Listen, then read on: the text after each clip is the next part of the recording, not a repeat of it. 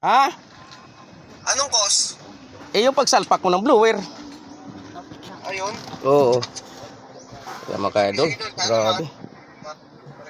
On susi pa lang, gagana agad blower. Yan. Yan. I-video mo ko tayo. Ah, sige, sige. Yan. Tingnan mo. Yan. Tingnan mo ginagawa ko. Uy. Yan. Yan, hindi gumagana siya mga idol, hindi gumagana. On susi. Yan, on susi pa lang ha. Off, dito.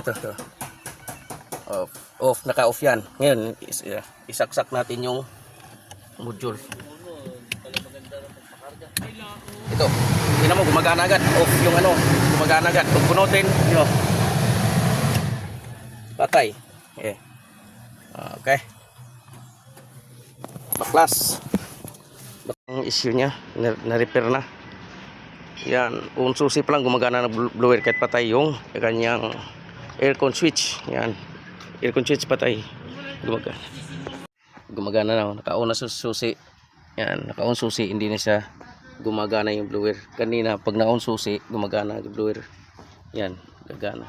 Gagana na siya pag i-on dito sa number. Yan, okay na to. Original ba tong blower mo?